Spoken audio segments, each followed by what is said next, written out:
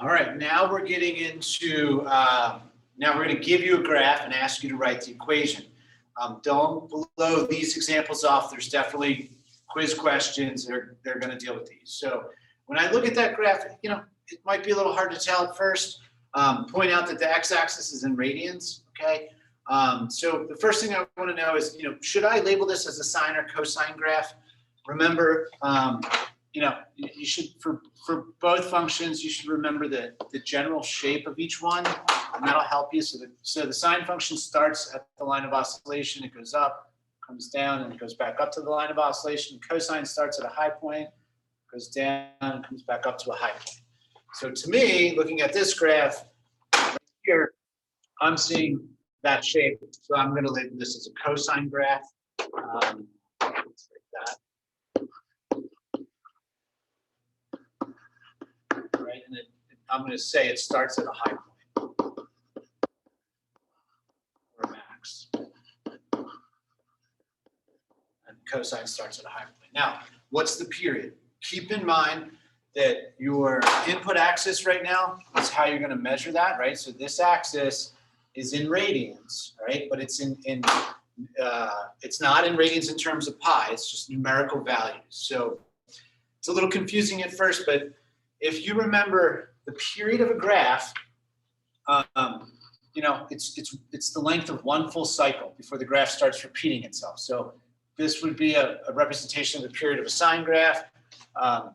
Cosine starts here, ends here in one cycle. That's a representation of a period for a cosine graph. So when I'm looking at this graph, you technically can measure, you know, from any 2 points in the cycle that you want, as long as it's a complete cycle, but it makes sense to pick critical values, so like a maximum point here to a maximum point here. This is one full cycle, which is one period, and it measures 8 radians here. So this is 8 radians, and that's my period. Okay, so to write this equation, I need to know the period. That's critical, right? So my period is equal to 8 radians.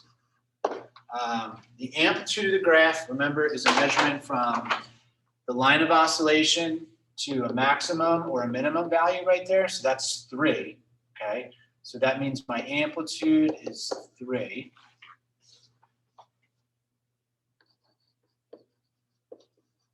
Amplitude is 3. Remember, amplitude is always positive.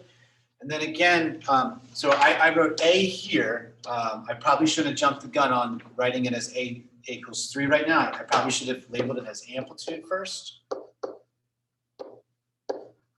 And then my A value, well, if it's a cosine graph and it starts at a high point and then travels down, similar to the cosine, the standard cosine function, then that means your A value is going to be positive.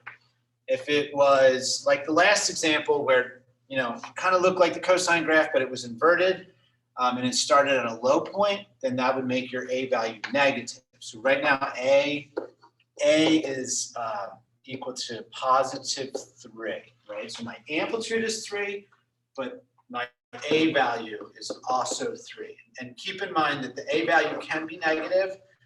The amplitude is always positive. Next up, you know, I have the general equation that I need to kind of write. So it's y equals A cosine times bx, cosine of bx, not times bx, excuse me. I also know that the period times the angular frequency is always equal to 2 pi. I do know the period. I don't know the angular frequency, and I need to know the angular frequency to write an accurate equation here. So I know my period is 8, so it's going to be 8 times the angular frequency is equal to 2 pi. So my angular frequency right now, when I divide by 8, is going to leave me with 2 pi over 8 or pi over 4. That's my angular frequency. Please note, depending on the information that's provided, the angular frequency will sometimes be in terms of pi, and in other times it will not be in terms of pi. When you're working in this format where the graph is provided, typically if the angle measures in radians are not in terms of pi, then your angular frequency will be in terms of pi.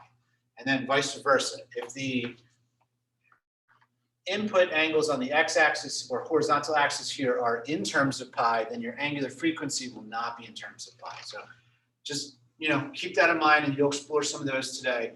Once I have my b value and I know my a value, I can write the equation. So y is equal to 3 cosine of, and then angular frequency is pi over 4, so it's going to be pi over 4x, and that's it.